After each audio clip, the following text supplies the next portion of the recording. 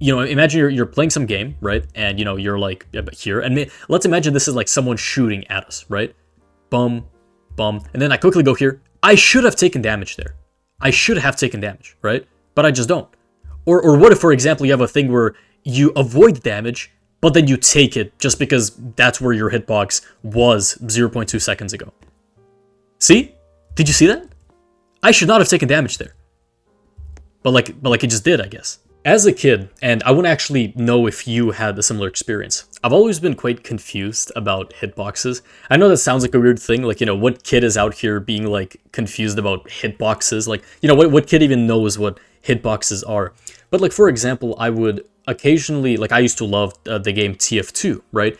And in that game, the way that the hitboxes were set up meant that you could let's say do like emotes, right? Like you could emote, but your hitbox would basically stay the same. So like I would see clips of, you know, like some funny clip of like some guy emoting and then like his whole character would like phase through like you know, the wall or something, because, you know, like the emotes would take him forward.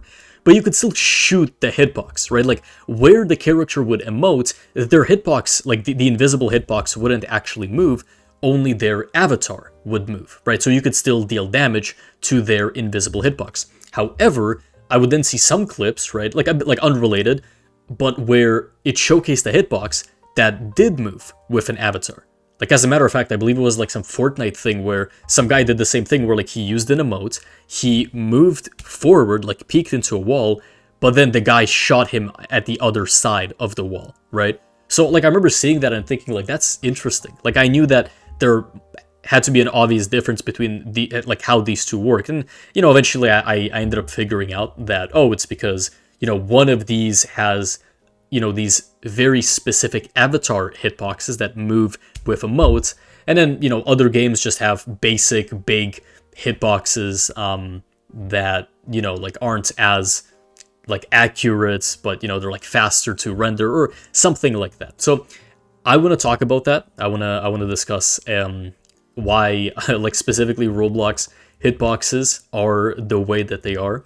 I want to talk about the different like types of Roblox hitboxes. Not all of them, of course, but just the most common ones that I, both as a player and developer, come across.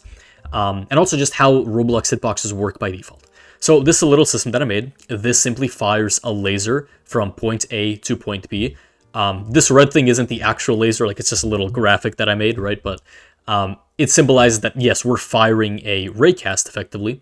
And if I step in front of this, I will take damage whenever it fires. And the reason it's doing this is because in this code over here, it basically checks, okay, well, when this line hits something, I check if the name of that thing is the original lamp, which is, you know, my character's username. And then if it is, then I'm just taking away 5 health from my character. So in other words, I'm basically asking, okay, if the part you hit belongs to the original lamp, then take damage. So the parts of my character in this instance are the hitbox. And you can see this too, right? Like, for example, I could, you know, move over here, like I could just slightly inch myself, and I'm not taking any damage.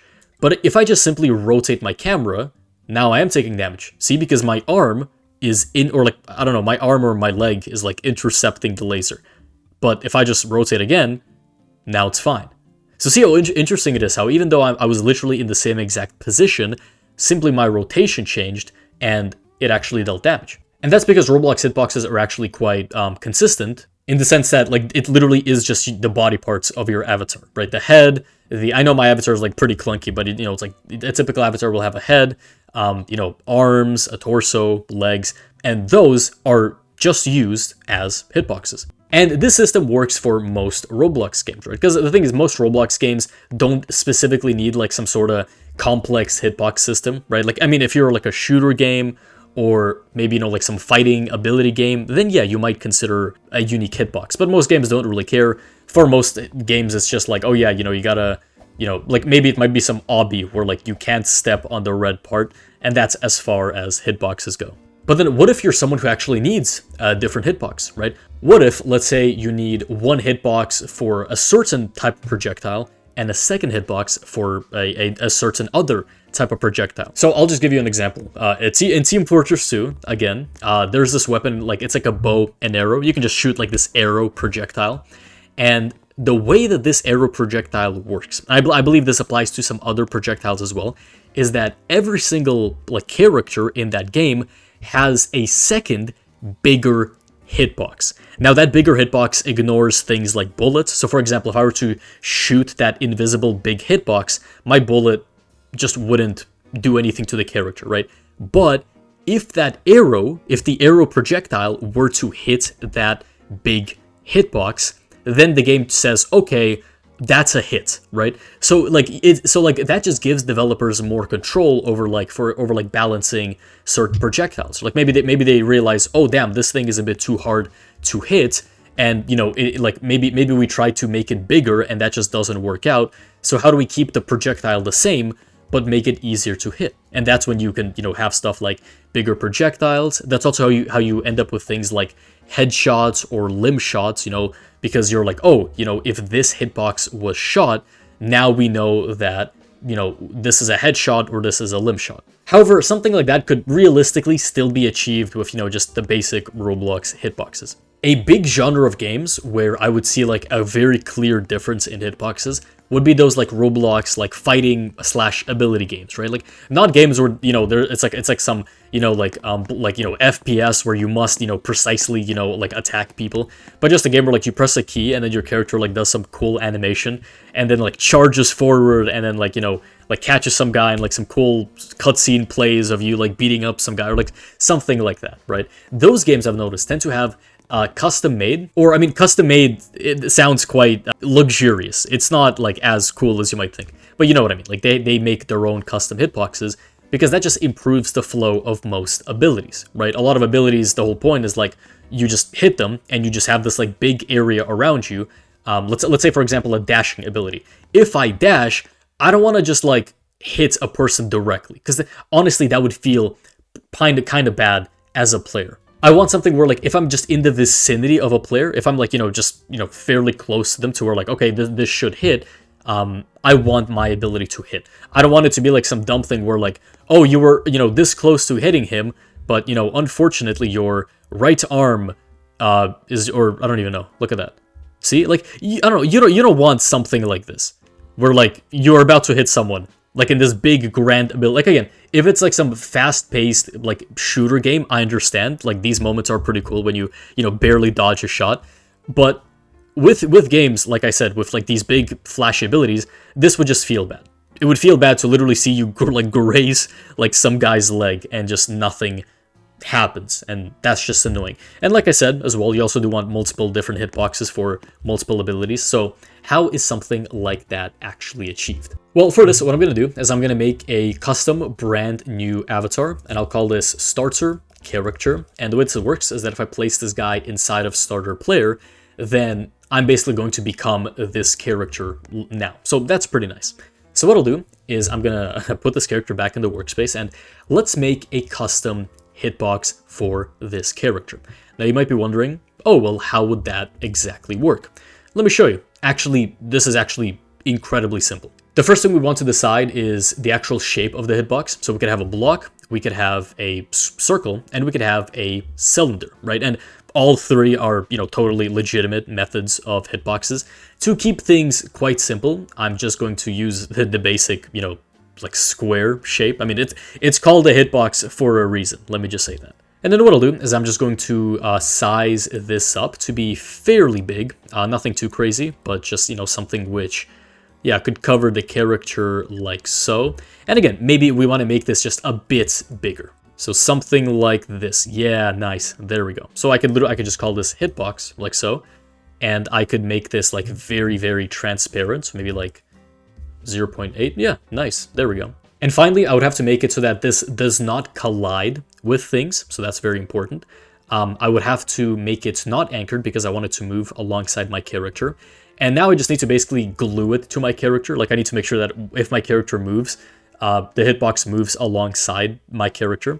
So what I'll do is I'll just put this inside of this humanoid root part, like so. Then I'm going to add a weld constraint. I'm going to weld the humanoid root part with the hitbox, which basically means that whenever like this root part of our character moves, the hitbox will move along with it.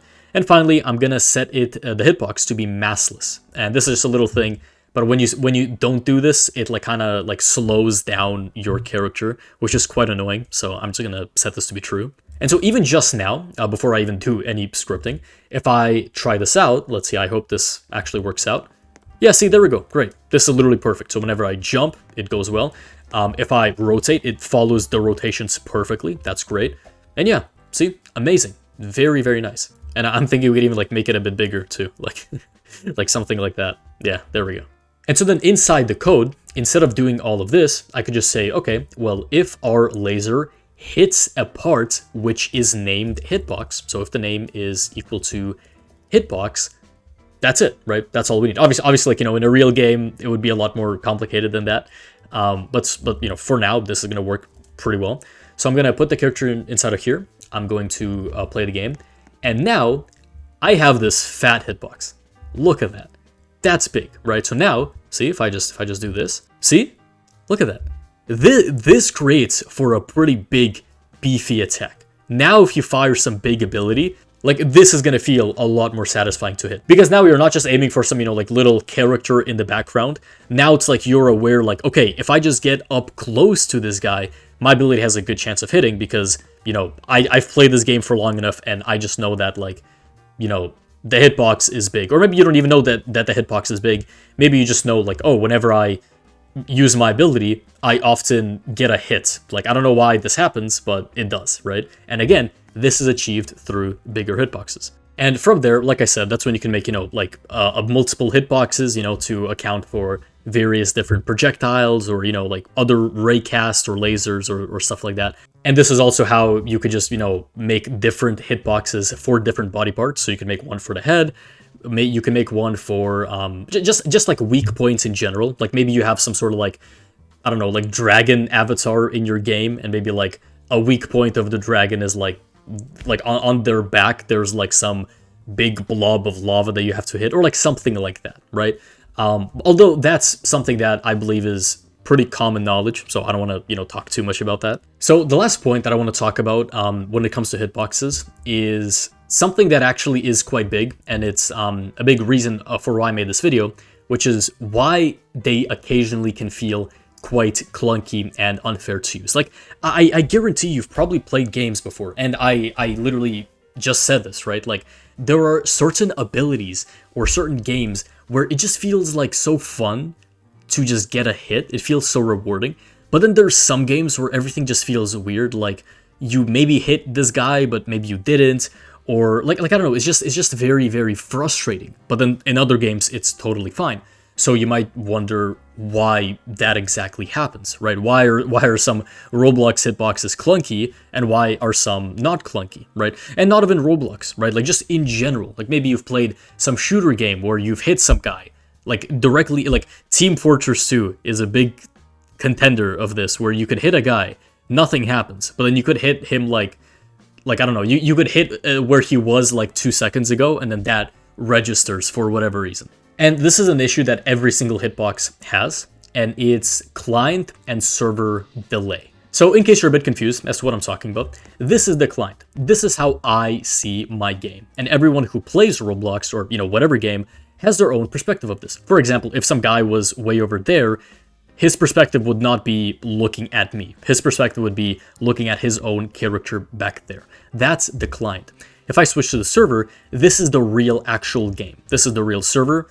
We're not just a player here. Like, this is literally the game, effectively. And yeah, you know, I mean, I don't want to go too much into detail. I have like a bunch of videos on that. But effectively, yeah, client is our player, and then the server is just the game. Now, the way that movement works is that when I press a key, right, which can only be detected on the client, by the way, the client must send a message to the game saying, hey, listen, I just pressed W or spacebar, for example. I want to do this sort of action. And then the game says, okay, you know, does a few security checks and then says, okay, great, we're going to update your position to move you. So it's like this weird little system of movement, right? An issue here, however, is that when you are moving, like I said, you're having to communicate with this external server. And the problem being is that that takes a bit of time. Not too much time, but in like, you know, some high-paced game like a shooter game, every millisecond counts, right? Like you need to ensure that when a player presses a key, they can just immediately like have their movement transfer to the game. Because let me show you. If I, let's say, keep going forward like so, or like, yeah, let's say I'm gonna go forward like so. While I'm going forward, if I switch to the server, see, my player was moving for a tiny bit still. And that is because the client and the server have a small little delay. Nothing too bad in regular games, but like I said, quite noticeable when you're trying to hit some sort of player who's like constantly moving around, right? And this creates for a lot of poor clunkiness. And this is especially bad if, like, you know, some players have worse Wi-Fi, if, you know, like this is a real game where, like, you know, like it has like a bunch of players and servers and, you know, Roblox struggles to, you know, do all of it. Perhaps it's also a game that just has a lot more code, so like Roblox needs to, you know, put more effort into every aspect of the game. Like, because right now, literally all I have is just this little project file, and there's still quite a significant delay. A way that I can actually showcase this is I could take this hitbox, right? I could put it inside of the workspace, like so. And then over here, what I could do is I could say local car is going to be workspace, wait for child, the original lamp, so it's going to be me. Or actually, give me a second. Is it going to be named the original lamp, or yeah, okay. I wonder if it's going to be named like starter character or something like that. And what I want to do here is I want to quickly script a realistic depiction of how delay would actually look like within the game. So I'll say local hitbox is going to be workspace.hitbox. So what I can do is I can just say hitbox.cframe is going to be equal to car dot humanoid root part dot cframe, just like that. And then what I'll do is I'm going to make a function. So I'll say run service heart speed, like so, which will basically run every single frame of the game. I can just get the position of our character. So I could say local pause is equal to car humanoid root part dot cframe, which is position plus orientation.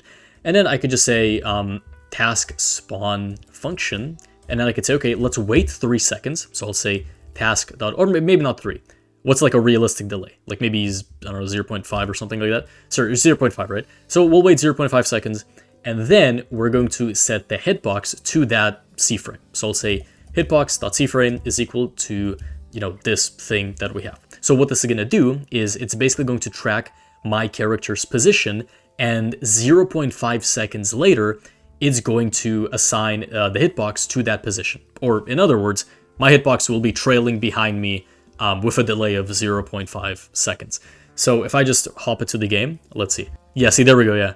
So, okay, maybe 0.5 seconds is a bit too much. I mean, yeah, realistically, it wouldn't be that bad.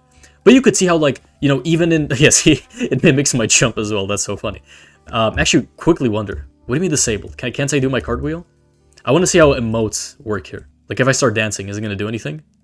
No? Okay. That's a bit disappointing. But you could see, like, how, like, you know, with poor Wi-Fi or, you know, just, like, you know, maybe Roblox servers just aren't as good, like, at a period of time, this would quite suck, right? Alright, so my hitbox disappeared, and I realized that this is because it should be anchored. So I completely forgot to enable that. But yeah, I guess for a bit more realism, I'll do like 0.2 or something. But again, what I want to show here is, like, you know, imagine you're playing some game, right? And, you know, you're like here, and let's imagine this is like someone shooting at us, right? Bum, bum, and then I quickly go here. I should have taken damage there. I should have taken damage, right? But I just don't. Bum, or there we go. Or what if, for example, you have a thing where you avoid damage, but then you take it just because that's where your hitbox was 0.2 seconds ago. Like, see, wait. See? Okay, there we go. All right. I need to, like, time this correctly. See? Did you see that? I should not have taken damage there. But like it just did, I guess. Or, I mean, how do I do this? There we go. Yeah, again, that's very annoying. And I bet that this has happened too many times, and it's again, very clunky to literally every single person involved. Because one guy is like, he's trying to aim at you, and it just doesn't work, right? And then it's like, you're trying to run away from him, and it's like, what's, like, I don't know, like, what's going on? Like, it's just, I don't know, it's just a dumb thing. Yeah, see, there we go. And games have found a few solutions to this. one that isn't really as intentional, I believe, but still makes for like a fun game even with these delays is, like I said, those like ability slash fighting games that have big hitboxes. The reason they feel good is because they just have big hitboxes. If we like had to use, my tiny avatar hitboxes in like, a first person shooter game where, like I said, every millisecond matters, that's very annoying. If I hit a head directly point blank and it does nothing, or for example, if I get behind cover and then die 0.3 seconds later because that's where my old position was and someone shot that or something like that, that's also quite annoying to happen. And with big hitboxes, that stuff still happens, but it's just like not as noticeable, right? Like you're dealing with a lot like more uncertainty here, and you're like, okay, well, I just have this bare bones idea that I need to use my ability in this direction. Like you're not trying to like thread the needle here as you do in shooter games. You're just trying to go in the general direction. And even if, let's say, you miss because of like some lag delay, you're literally never gonna notice. Like you'll just never notice. But in a shooter game, it's always insanely noticeable, both when you die to it and when you get a kill. Now, another system, which is very intentional and a lot harder to code, I believe it's called something like rollback, or, don't quote me on that. I'm not the smartest person when it comes to like this specific feature, but it's effectively the game predicting what's going to happen in a way. Like, for example, if someone is, pressing W and let's say their Wi-Fi, just quickly halts for a bit, they will not just stop in the game. So like, for example, if your Wi-Fi cuts off while like someone is moving forward, if things won't just stop immediately, your client will still see things as like, okay, this person is moving in this direction. Like, I'm sure you've probably had some sort of experience like that where you're playing some online game and then like maybe you lose Wi-Fi and then things are just moving in one direction. Or maybe like some guys like moving downwards and then he's like phasing through the floor, or maybe someone jumped and they're like just going up indefinitely. Like I've had this with Overwatch many times, and that's exactly what happens. And that's because it helps to make a smooth experience. Like, for example, this is why whenever I press the W key, like on my client, I move immediately. Like, do you notice that? I literally move immediately. Like, there's no delay with Roblox. But like, doesn't the game need to check my movement? Why does that happen?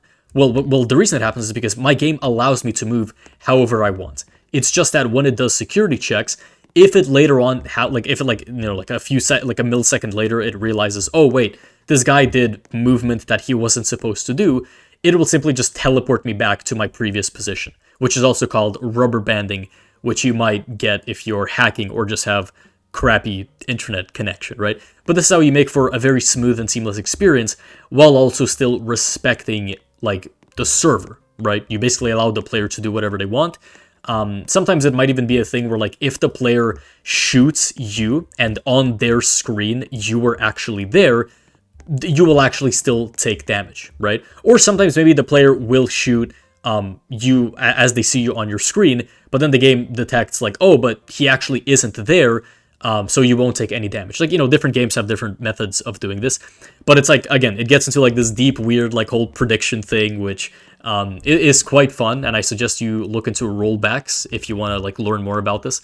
But in general, most people just use these basic, Roblox hitboxes. Some make their own little unique, custom ones where, it makes for like a more smoother and nicer experience. But yeah, I just hope you learned more about hitboxes now than before you were watching this video. I also hope that, like, when you play Roblox again, that, if some dumb thing happens and you're like, wait, why did this thing hit me? Or like, oh, wait, I hit this guy, but it didn't register. Or maybe like sometimes you play Arsenal and you see something which says like, dead before shot registering. Like I see this text pop up often, like it's like I hit someone on my screen. Like on my screen, I could have fired off a shot, but then I die right after. But then in the game, it's like I die and only then does the shot actually register on the server.